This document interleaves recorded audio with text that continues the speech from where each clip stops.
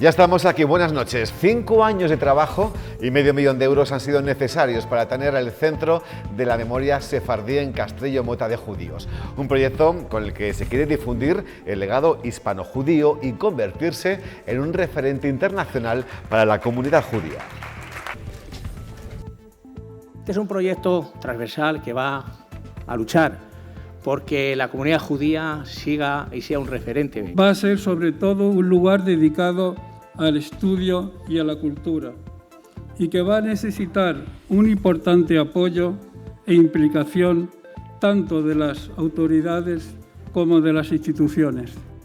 Desde el 2 de septiembre de este año, la ley prohíbe que los conductores de camiones de más de 7,5 toneladas carguen y descarguen la mercancía que transportan. Era una de las reivindicaciones históricas del sector presente en el anterior paro. Hay empresas que ya lo venían haciendo, pero algunas, las más pequeñas, se siguen resistiendo pese a la ley. Y ese incumplimiento es uno de los motivos que se esgrime para esta nueva convocatoria. La otra vez también nos lo pusieron muy eso y cargamos un poco y al final pues estuvimos bien. Siempre tengo algo de almacenar en casa, sobre todo los alimentos y cosas de uso cotidiano. Llevaban mucho tiempo pidiéndolo y finalmente se ha actuado. Los bomberos tapiaron ayer el acceso a los locales ocupados de la calle Calvario, en la capital. El ayuntamiento ha tenido que actuar de manera subsidiaria porque los propietarios no protegían un local que se había convertido en un problema en el vecindario y suponía un riesgo real, tanto para los que lo ocupaban como para los vecinos próximos. En las próximas jornadas se va a proceder a limpiar la suciedad de su interior.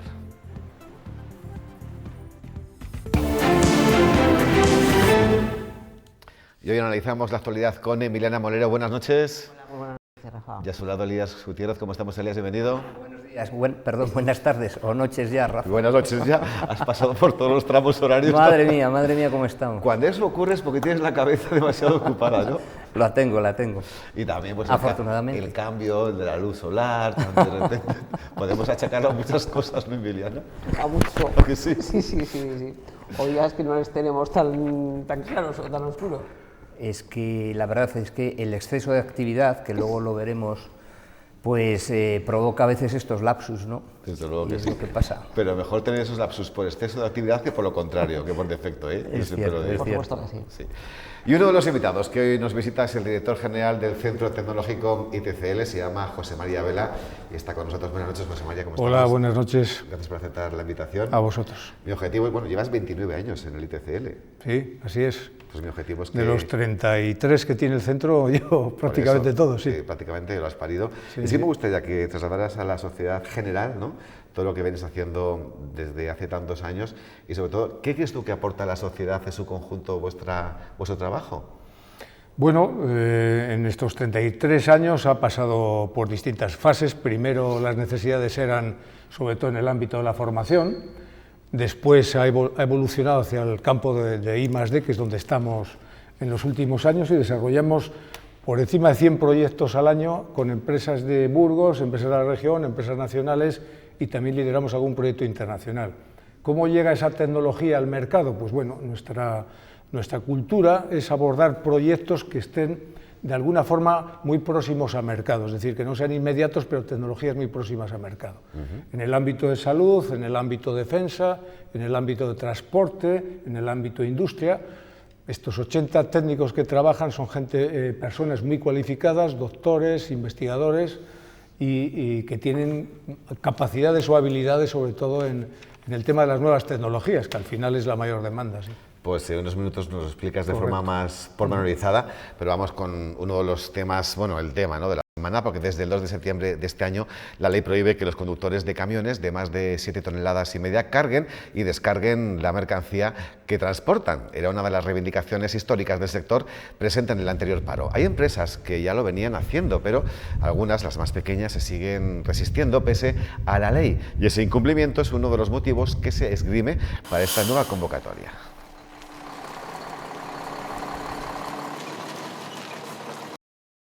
La otra vez también nos lo pusieron muy eso y cargamos un poco y al final pues estuvimos bien. Yo no, porque vamos, luego nos perjudicamos nosotros mismos. Llegas a los supermercados y no hay de nada. Rollos de papel ya tengo, lo demás ya poco a poco. Pues si no hay hoy algo, pues intentas coger otra cosa y ya está. Siempre tengo algo de almacenar en casa, sobre todo los alimentos y cosas de uso cotidiano. Vamos a lo importante, veamos qué posibilidades hay de que esa huelga prospere aquí en Burgos. La mayoría de los transportistas autónomos burgaleses no van a secundar los paros. El que fuera portavoz en Burgos de las protestas del pasado mes de marzo asegura que ahora no hay motivos para llevar a cabo estas protestas. Dice que el seguimiento va a ser mínimo. Cuéntanos, Leticia Gutiérrez.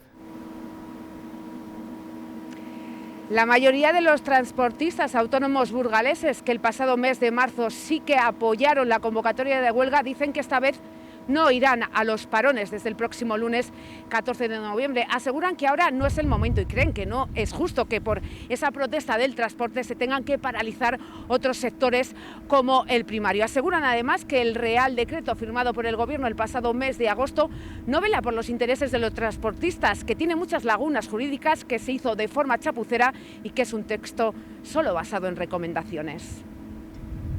Dice este Real Decreto precios de referencia. En ningún momento pone precios de obligatorio cumplimiento. Que es que Plataforma no se ha dado cuenta de eso. Yo he querido decírselo varias veces, pero no atienden a las explicaciones. Así que ellos creo que están tomando una deriva un poco bélica. En Burgos prácticamente nula. Solo se van a parar por miedo a represalias físicas hacia los camiones, por violencia hacia los camiones, pero no por convencimiento. Pues ya lo han escuchado, no tiene intención los transportistas minoritarios, autónomos burgaleses, secundar ese paro previsto para el próximo lunes si no se llega a un acuerdo con el Gobierno.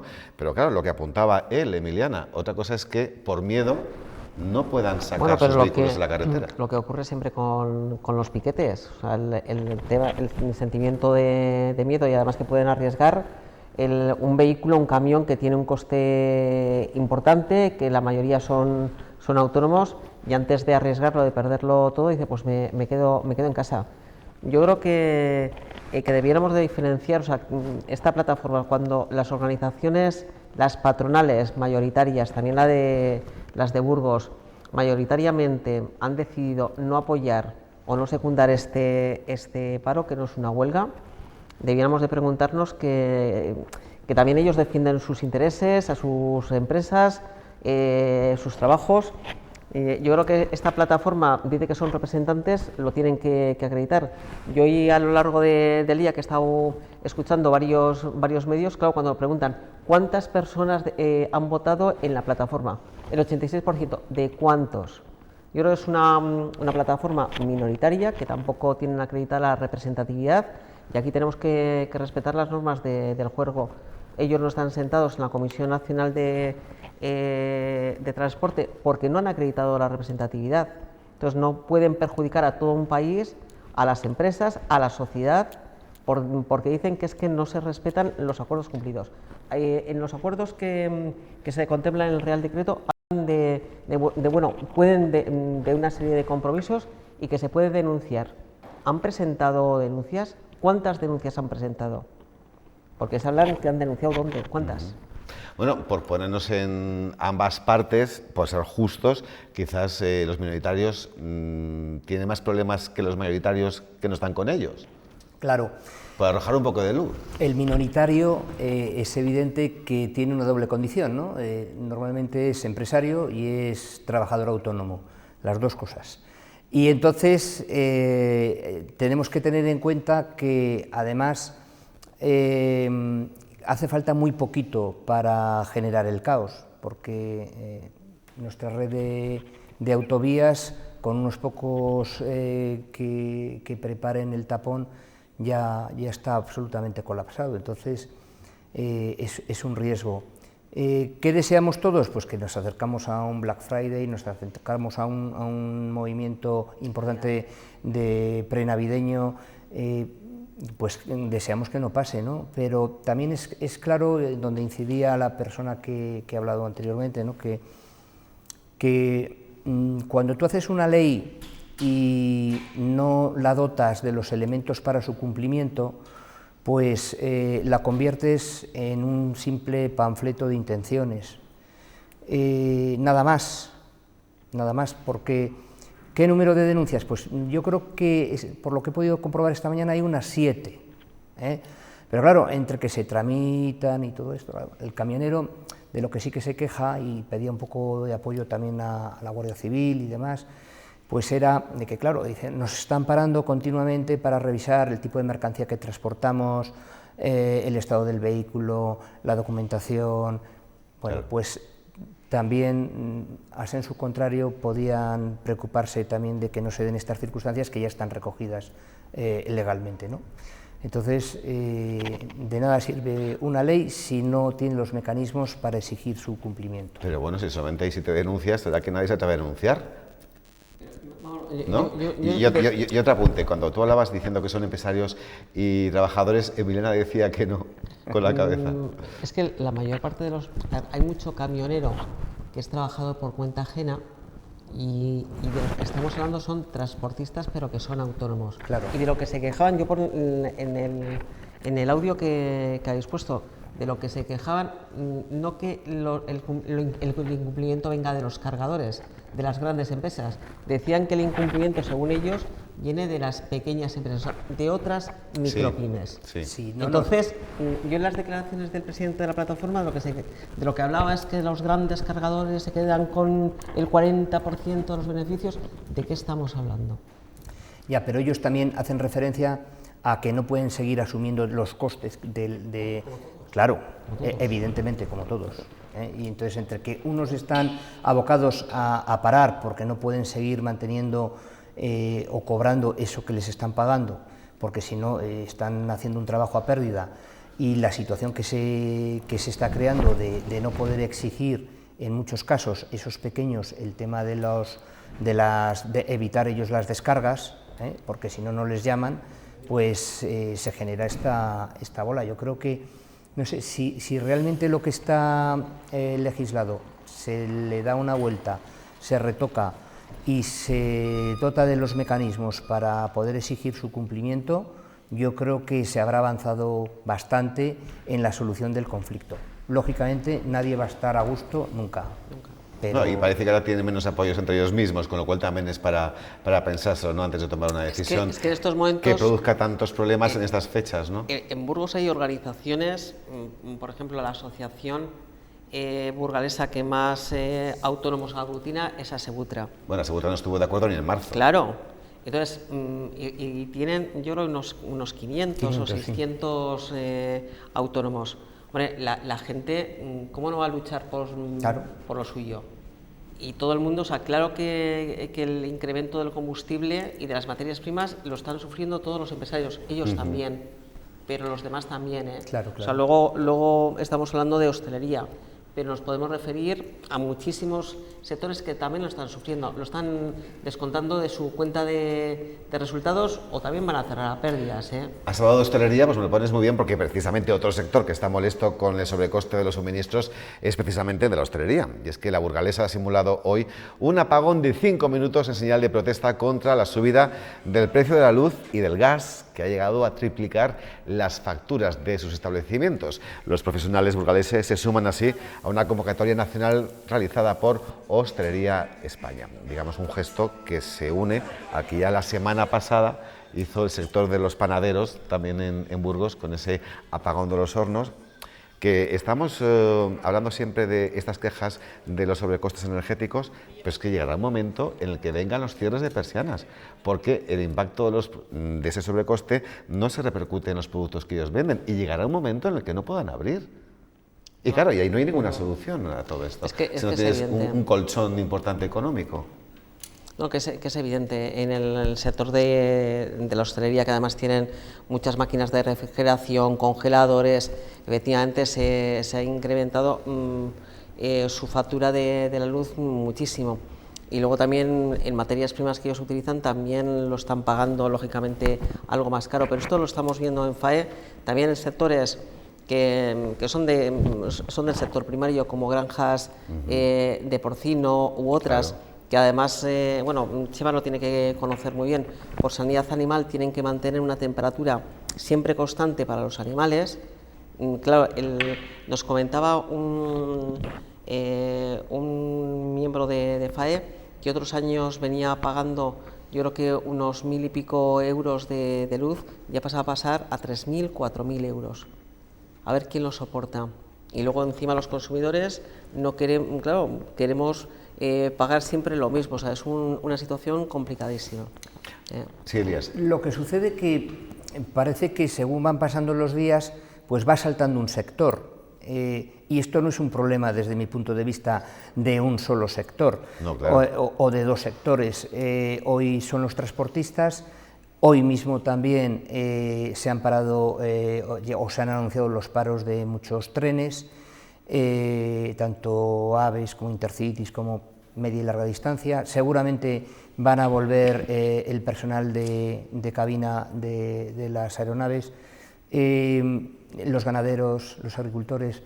Es decir, yo creo que aquí estamos hablando de una serie de fotografías que lo que demuestran es que viene una crisis bastante profunda y que va a afectar a todos los sectores, y creo que estos son los prolegómenos de todo esto, no hay más. Yo creo que desde el gobierno, pues bueno, siempre se pintan las cosas de que todo va de maravilla y todo va fenomenal, pero la realidad yo creo que es otra bien distinta. Y luego lo sorprendente es que las protestas de una parte de las relaciones laborales, que son los sindicatos, comisiones obreras y UGT, no protestan contra los que toman las decisiones, protestan contra las organizaciones empresariales. Bueno, pues estamos hablando de un tema que controla también mucho nuestro invitado, el director general del ITCL, el señor José María Vela. Antes de comenzar a preguntarte, por supuesto, comentar lo que quieras de lo que hemos estado aquí departiendo de nuestra mesa de actualidad, que Emiliana te ha hecho alusión directa. La verdad es que desanima un poco el escenario, es cierto, ¿no? Hablar de tecnología y no hablar de esto en el entorno en el que se tiene que desarrollar, porque al final los usuarios de esa tecnología son las empresas o son los ciudadanos, pues te presenta un marco complejo. Pero creo que tenemos que estar acostumbrados a vivir en marcos complejos, ¿no? No vamos a volver a épocas donde los ciclos duraban 50 años, esto ya pasó a la historia, ¿no?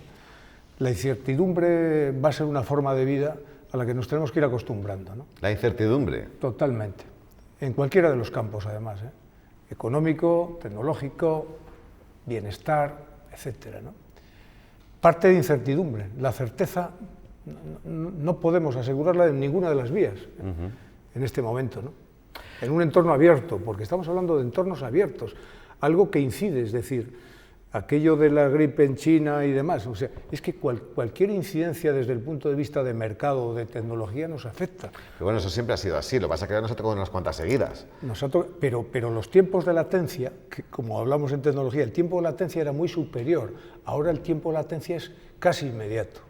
Y esto es un cambio fundamental.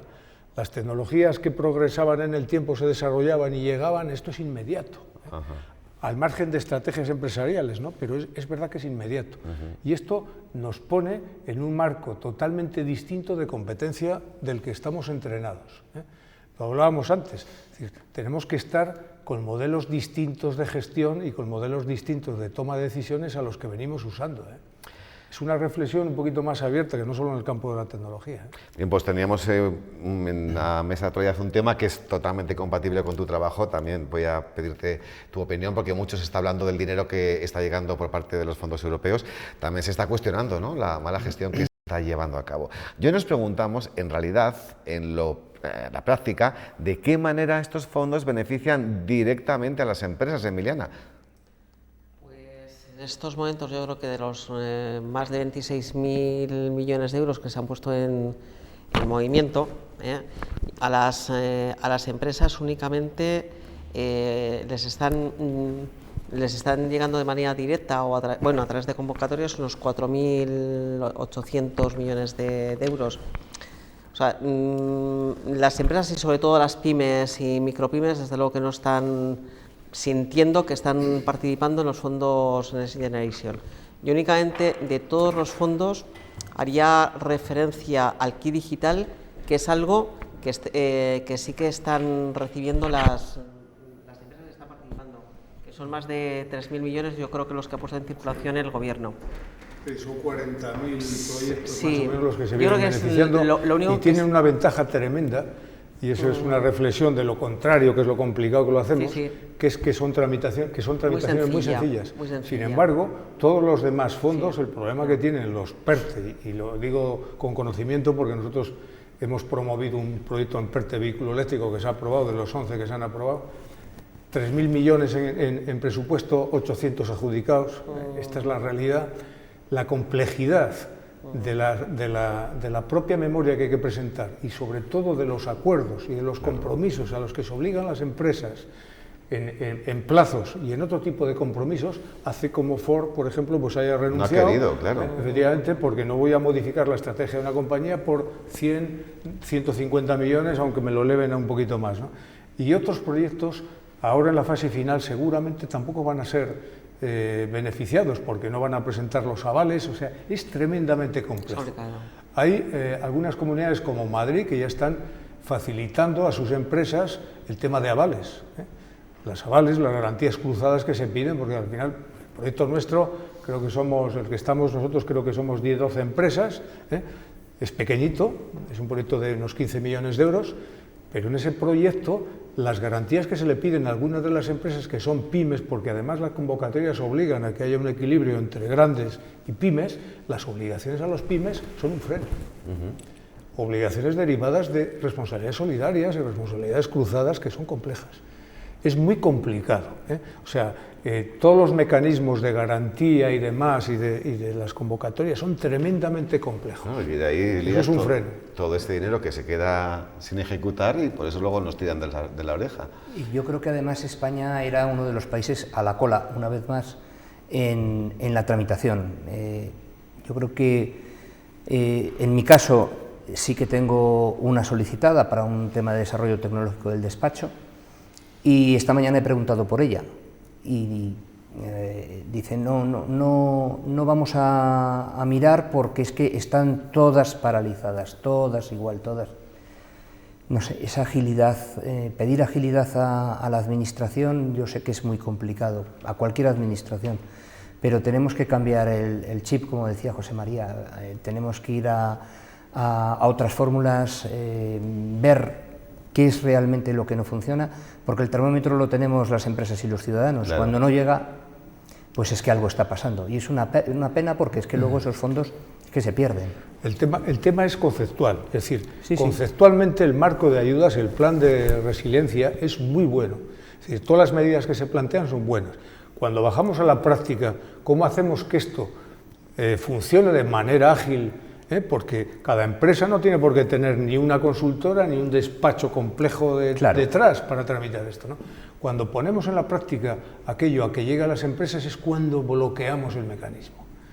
Y esto es lo que no acabamos de resolver, la simplicidad de las cosas. Bueno, yo creo conceptualmente el modelo es bueno, el marco es bueno, pero en la práctica es muy complejo. Pero me está diciendo, José María, que el gobierno vende la piel del oso antes de cazarle. O sea, conceptualmente quien haya diseñado este plan, seguramente si lo sometemos a un tribunal y evaluamos distintos programas junto con Italia, que somos el país que más fondos recibe y demás, seguramente estaría en el top de calidad de propuestas conceptuales desde el punto de vista técnico. Pero en la parte de cómo llevamos eso a la ejecución, cómo pensamos en los ciudadanos y sobre todo en las empresas, porque son medidas fundamentalmente empresas, para que de una forma ágil puedan acudir y se resuelvan las ayudas, esto está funcionando muy lento. Entonces eso tiene un nombre, se llama utopía. Algo que presentas que no puedes llevar a cabo por cuestiones burocráticas. El propio Ministerio de Economía ha reconocido que no ha funcionado. Yo creo que es lo que quieren mejorar, ¿no? La burocracia que se les está trasladando, entre otros de la COE. Y yo algo que también querría añadir y que bueno, Chema lo ha apuntado de alguna manera, estos fondos, estos 140.000 millones de euros, lo que nos vendían que iba a servir es para transformar el sector productivo de España. Y pensemos que de esos 140.000 millones que se pusieron ahí en la mesa, de momento solo han llegado, o parece que van a llegar 4.700, está muy lejos.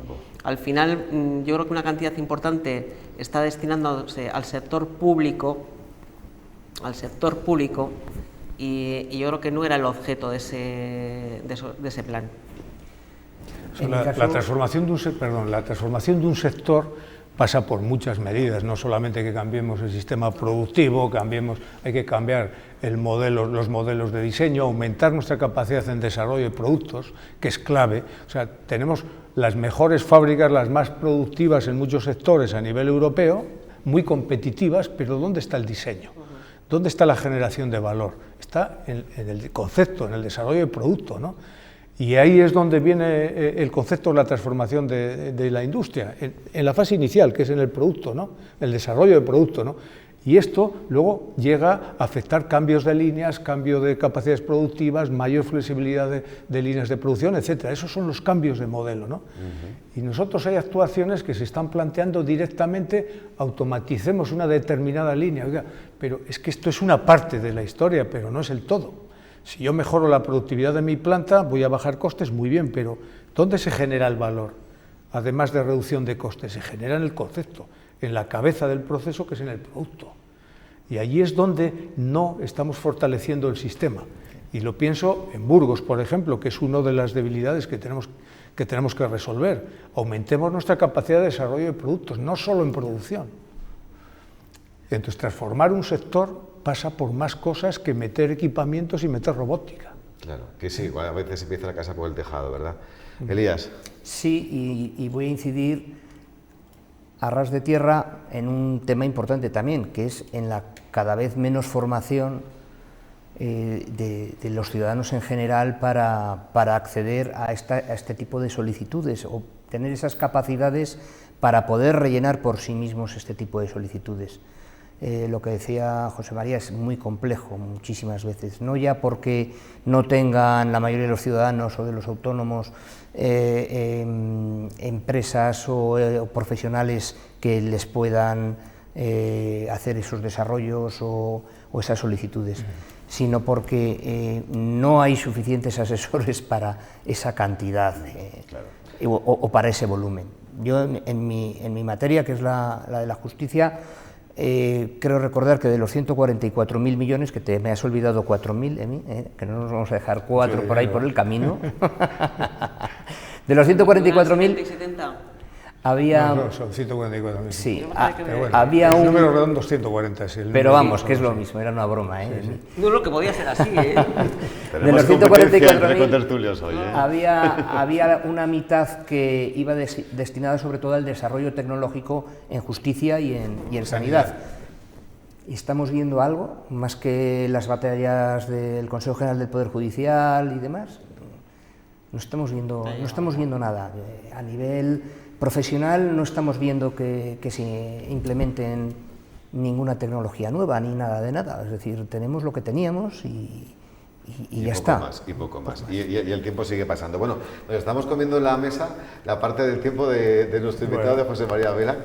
Por lo menos antes de despedirte, déjame que conozcamos un poquito mejor el organismo que diriges, porque ahora, ¿qué tipo de empresa o qué tiene que hacer una empresa? Como tú bien acabas de decir, que me ha gustado mucho, ¿no? Que tenemos que prepararnos para la incertidumbre, ¿no? Que ya no lo tenemos todo tan seguro.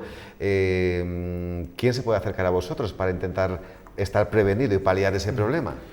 Nosotros al año aproximadamente hacemos unos 100 proyectos, es verdad que algunos de ellos son a 3 años, ¿no? Y trabajamos con todo tipo de empresas, pues por decir algunas, desde Vodafone, en telecomunicaciones hasta servicios de salud, por ejemplo, ¿no? Pero también nuestra vocación es PYME. Empezamos a trabajar con pymes, no queremos perder esa vocación de PYME y conocemos muy bien muchos sectores y podemos beneficiar, con ese conocimiento transversal de tecnología, podemos beneficiar con modelos de gran empresa, también adaptar a pequeña empresa. Tipologías de proyectos. Evidentemente las pequeñas empresas no plantean casi nunca grandes proyectos de I+D, pero sí pueden plantear proyectos de innovación. Yo siempre digo que cuando vemos las estadísticas, España 1,4% del PIB en I+D, objetivo 2,13 en el año 27, pues seguramente no vamos a llegar, ¿no? Pero no me creo ese dato, no me lo creo porque si tuviéramos un 1,4% de nuestro PIB en I+D, habrían cerrado la mitad de las empresas que tenemos. Otra cosa es que no afloramos o las empresas no prestan o no dan valor a lo que hacen. Y a veces hay que ser capaz de identificar esas cosas y decir, lo que estás haciendo es innovación, puedes ir a deducciones fiscales, puedes certificar el proyecto, puedes escalar esta tecnología a proyectos colaborativos, puedes pensar en otro marco, porque lo que tienes tiene valor, ¿eh? O sea, muchas veces los servicios también pasan por ahí, ¿no? Analizar la capacidad de la empresa, ver hacia dónde puede ir desde el punto de vista estratégico en tecnología y demás, y dar soporte desde el lado de acompañamiento. Evidentemente, cuando uno habla con Vodafone, habla directamente de ciberseguridad, eso está clarísimo. Pero en las pequeñas empresas hablamos de estrategia, fundamentalmente de estrategia, y luego de tecnología. Ponme un ejemplo, si no quieres dar nombres no pasa nada, de pequeña empresa que igual no investiga, no desarrolla, pero que sí innova y le ha garantizado su supervivencia. Podría poner de Burgos un montón sin dar nombres, pero en agro, en metalmecánica, tenemos un tejido de empresas que es verdad que algunas trabajan en sectores que llamamos maduros, que tecnológicamente, pues si no meten una innovación que llamamos disruptiva o incremental importante, pues van a tener problemas, porque todo, como he dicho antes, no es automatizar, no es meter un robot de soldadura o es meter un manipulador. Con eso, o sea, todo lo que se puede comprar en el mercado, habrá alguien que lo va a poder comprar. Ese robot, ese manipulador, es cuestión de recursos económicos, ahí no compites. Evidentemente tienes que hacerlo, pero donde te vas a diferenciar es en el servicio al cliente, es en operaciones de mantenimiento, es en desarrollo de producto, en soluciones un poquito más complejas, ¿no? Y allí es donde se les puede ayudar a estas empresas. José María, uno de los grandes males endémicos de Burgos es la no llegada del parque tecnológico a nuestra provincia. Cuando llegue, que llegará, tiene que tener un proyecto totalmente diferente al inicial. Para mí sí, lo he dicho hace poco y lo mantengo, es decir, los errores acumulados que ha habido en toda la tramitación urbanística del parque, resolviendo tarde las dificultades que han ido apareciendo, todo el acúmulo de desgracias de adjudicación de obras, al final es un problema para Burgos tremendo. Es decir, los 15 años que hemos perdido, 15 años en el campo de la tecnología son siglos en la historia, ¿eh? Entonces, el modelo de parque no puede ser como se planteaba al principio, ¿eh?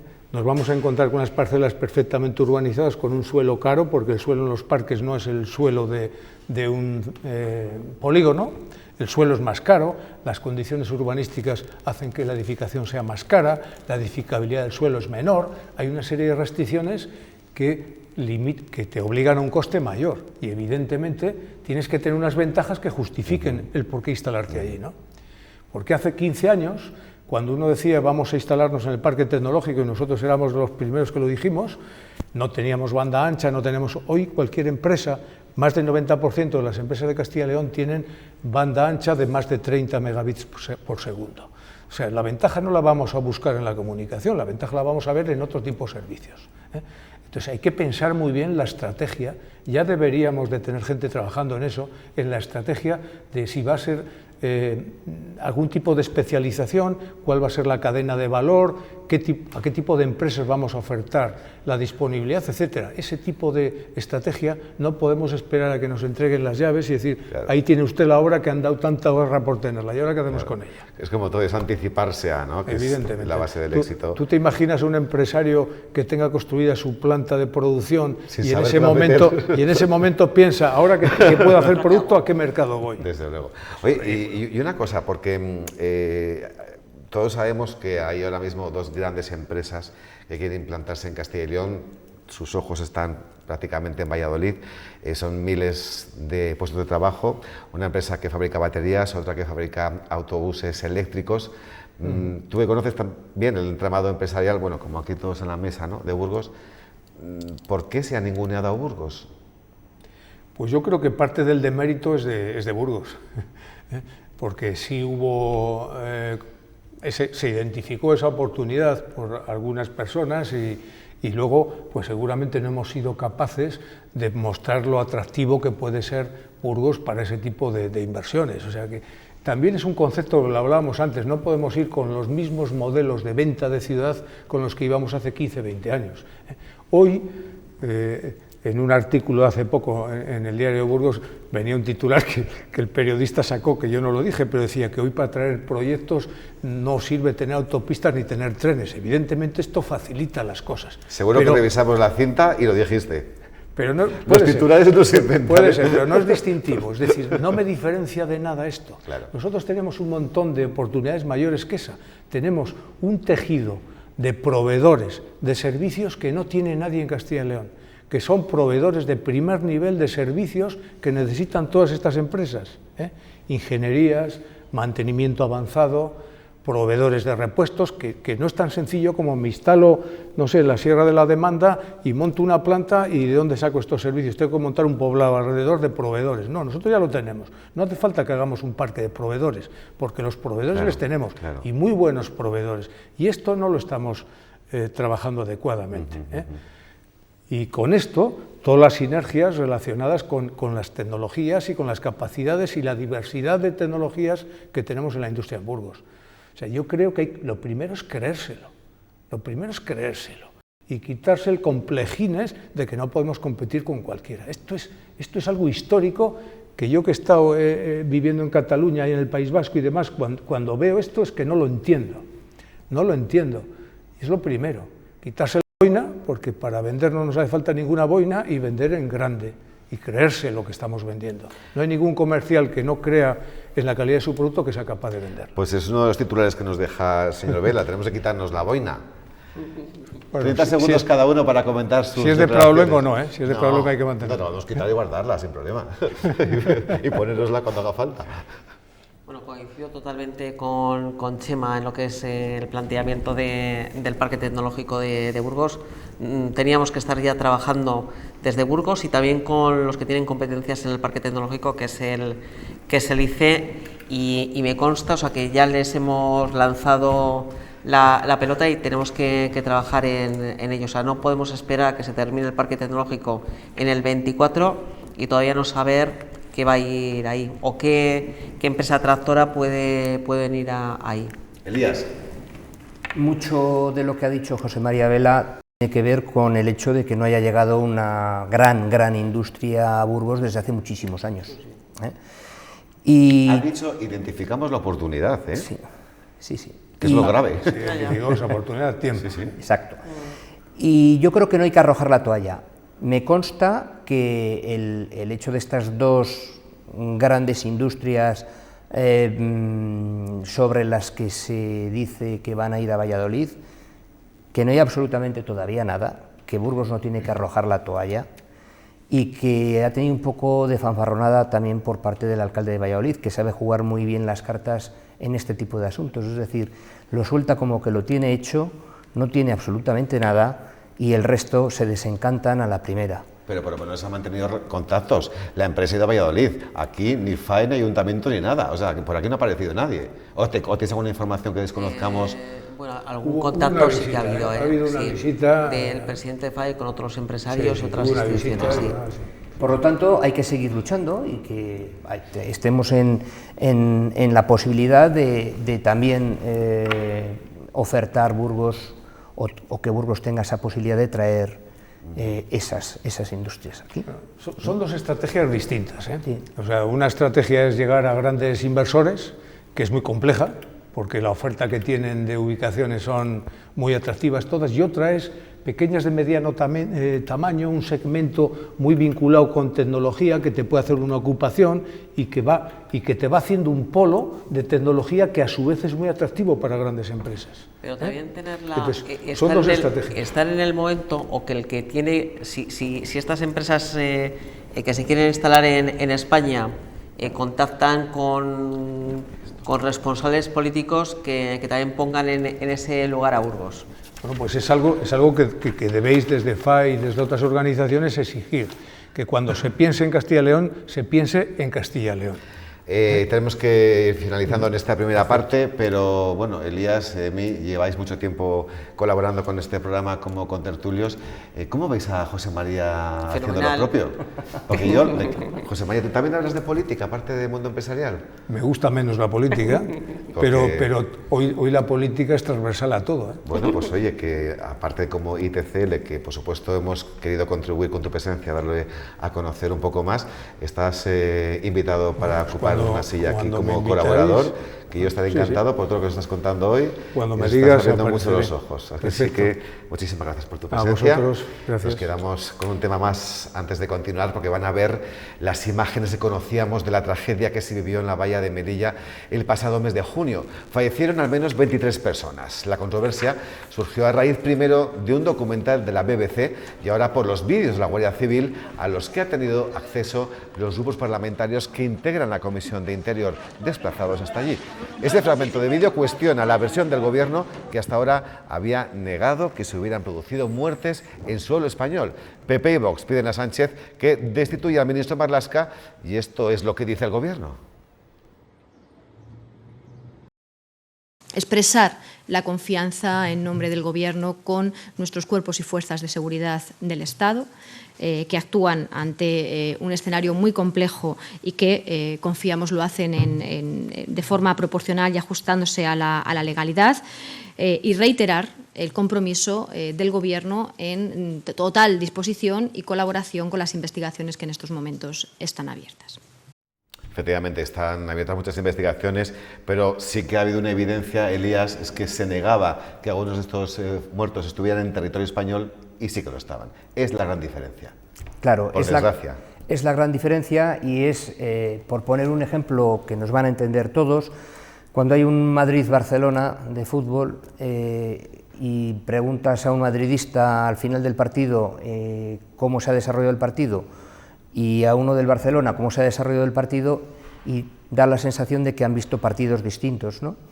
Pues muchas veces es el árbitro el que está para resolver esas jugadas, y en este caso está siendo la Unión Europea la que está poniendo luz sobre lo que realmente ha ocurrido.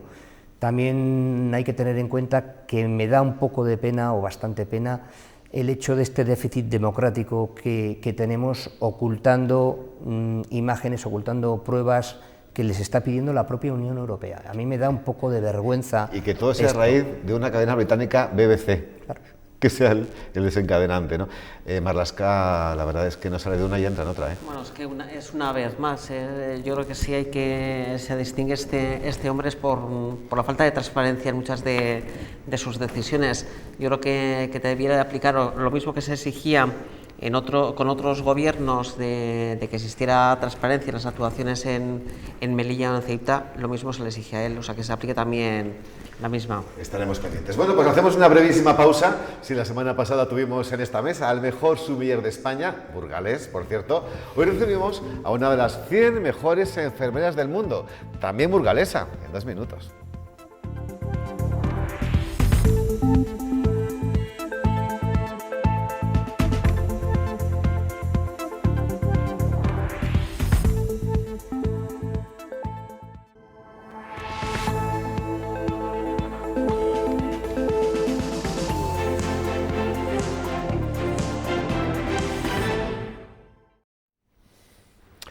Llevaban mucho tiempo pidiéndolo y finalmente se ha actuado. Los bomberos tapiaron ayer el acceso a los locales ocupados de la calle Calvario. El ayuntamiento ha tenido que actuar de manera subsidiaria porque los propietarios no protegían un local que se había convertido en un problema en el vecindario y suponía un riesgo real, tanto para los que lo ocupaban como para los vecinos próximos. En las próximas jornadas lo que se va a hacer es proceder a limpiar la suciedad de su interior.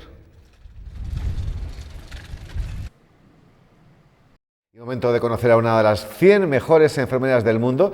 Ella es burgalesa y sus perfiles en redes sociales tienen un impacto incuestionable. Su trabajo en Reino Unido le sirvió para indagar en las prácticas basadas en evidencias y nos lo explica ella misma. Azucena Santillán, buenas noches, ¿cómo estamos? Hola, buenas noches. ¿Es una evidencia que estás tú aquí hoy? Sí, lo es. Muchas gracias por aceptar mi invitación, porque lo cierto es que a nada que uno empieza a cotillar en tus redes sociales, se da cuenta de la calidad que hay. No me extraña que seas una de las mejores 100 enfermeras del mundo, según la OMS. Sí, bueno, muchas gracias. Me alegro de que te guste el contenido. Sí, sí. Aparte que has venido tú, yo creo, a traer una imagen diferente, ¿no?, de la enfermería, una imagen más global de un colectivo que muchas veces no ha tenido el protagonismo que debiera haber tenido, ¿no?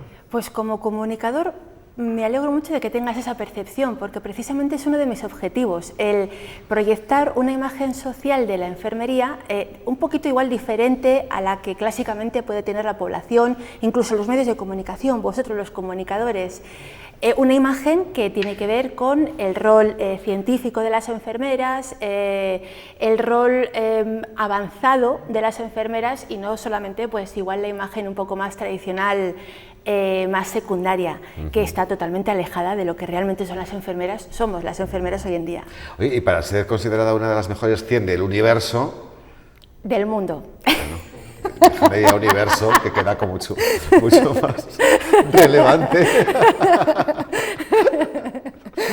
¿Qué requisitos hay que cumplir? Es muy rimbombante, pero la verdad es que fue una campaña que promovió una fundación que se llama Women's in Health y que era a raíz de una campaña de la OMS y del Consejo Internacional de Enfermería. Hicieron una especie de sondeo a nivel mundial de cuáles eran los nombres de las enfermeras mujeres, porque era Women's in Health, pues referentes o relevantes o bueno, significativas para las más enfermeras a lo largo del mundo.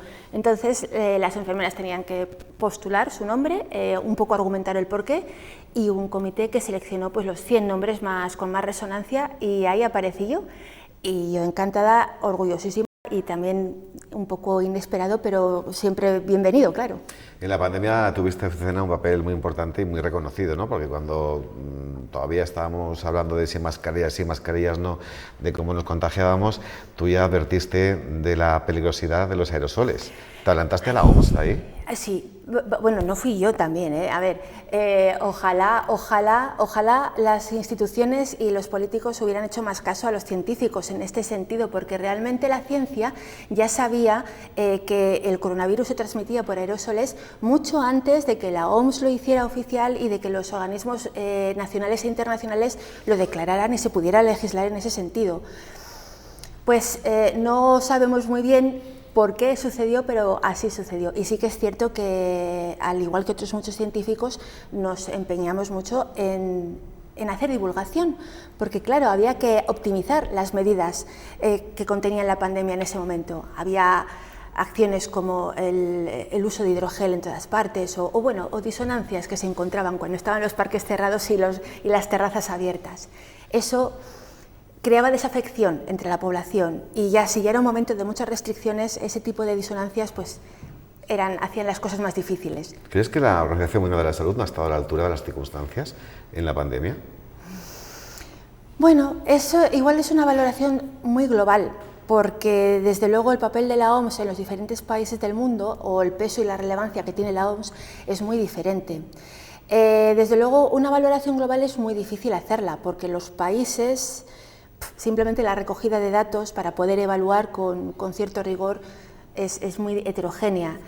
Entonces, lo que sí que creo es que la OMS no hace más que alertar a los países de peligros y de situaciones emergentes, y son los países los que son responsables de responder, porque está en sus competencias. La OMS no tiene competencias sobre la sanidad de ningún país. Por ejemplo, ahora la OMS está haciendo muchos llamamientos sobre el cambio climático y otras cuestiones, y son los países los que tienen que actuar en ese aspecto. Tuviste una experiencia de 3 años, decía en la presentación, en Reino Unido, y algo te marcó para que pensaras, vuelvo a España y voy a aplicar esto. Sí. La famosa evidencia. Cuéntanoslo. Sí. Pues yo estuve trabajando en Inglaterra, en Londres, entre el año 2000 y el año 2003. Entonces, allí me explicaron una cosa que a mí en ese momento me pareció muy marciano, y era que si yo, enfermerita de a pie, tenía argumentos científicos para cuestionar alguna de las intervenciones que se estaban realizando en el hospital, en mi unidad en ese momento, que los pusiera y que se planteaban cambiar los protocolos. ¿Por qué? Pues porque lo ideal es actualizar las intervenciones en base a lo que dice la ciencia día a día. Eso son prácticas basadas en evidencias. Digo que a mí eso me parecía una cosa como muy loca, porque claro, yo en esa época estaba acostumbrada pues un poco a que quien ordenaba es pues el experto, ordena el experto, ordena a la persona reconocida como experta y los demás obedecemos y punto en boca. Nadie cuestionaba, yo como enfermera no podía cuestionar lo que ya había en un protocolo, en una unidad. Pero ahí en Inglaterra me enseñaron que sí. ¿No seguir el manual? No a seguir el manual, sino a cuestionarme si eso podría hacerse de mejor manera, porque las evidencias van cambiando, las evidencias van flexibles. Entonces, esos manuales también hay que actualizarlos y qué mejor que hacerlo en base a evidencia científica. A mí me pareció esclarecedor, me abrió la cabeza a un mundo de posibilidades y al regresar a España, bueno, pues vi que sí que era una tendencia que se estaba empezando a hablar, porque buscaba mucho en Internet. Aquí en Burgos igual menos, todavía no había llegado, pero sí en otros lugares de España. Lo malo era que la mayor parte de la información que había en Internet era en inglés y dirigida a médicos. Pero bueno, yo daba formación para mis compañeras enfermeras y en español y asunto arreglado. Las enfermeras, las compañeras y compañeros, ¿no? Mayoritariamente compañeras, ¿qué te dicen sobre todo lo que estás organizando? Buah, si es que llevo más de 12 años organizando muchas cosas. Entonces, bueno, pues hay de todo. Normalmente las compañeras están contentas, cómo te da la vida para tanto, qué cosas tienes. Normalmente yo noto que valoran esa proactividad porque es como que a ellas también les gustaría hacer cosas, pero a veces no se atreven o no... Bueno, así como somos, no sé si es el carácter castellano, en mi caso, o qué, pero bueno, normalmente... Y hay una cosa que me gusta mucho y a mí me llena de orgullo, y es significativo porque me consideran suya. Hace poco fui como paciente al hospital y la enfermera que me acogió en urgencias me dijo: ¿pero tú eres nuestra Azucena? Y ay, a mí eso me llenó de orgullo, que te sientan como algo suyo, como algo... A mí eso me ha parecido muy cálido, muy entrañable. No, desde luego que no es para menos. Tú eres una firme defensora, como tiene que ser, de la sanidad pública. ¿La pandemia ha sacado nuestras vergüenzas? La pandemia lo que ha puesto ha sido en manifiesto, sí, las debilidades que ya tenía nuestro sistema. La pandemia, desde luego yo no me quiero imaginar cómo hubiera sido la pandemia sin la determinación que han demostrado todas las personas involucradas en aplanar la curva, en tratar a las personas, en contenerla en definitiva, porque realmente la sanidad pública ya tenía varias deficiencias que se venían observando desde hace ya muchos años, y desde luego la pandemia ha sido pues la banderilla, ha sido la guinda final. Y ahora pues tocaría, ¿verdad?, reconstruirla, tocaría aprender, tocaría centrarnos en fortalecer la salud pública, en aprender de las lecciones que hemos pasado, pero parece que no se están tomando esas decisiones y es una pena porque las cosas no se arreglan solas. Hay una cuestión muy importante que me gustaría tratar antes de finalizar, es una presentación que tenéis el lunes en el Congreso de los Diputados, la Oficina C, que impulsáis desde Ciencia en el Parlamento, esa actualidad máxima. Cuéntanos en qué consiste, por favor. Pues Ciencia en el Parlamento es una iniciativa ciudadana que surgió en el año 2018, esto es prepandemia.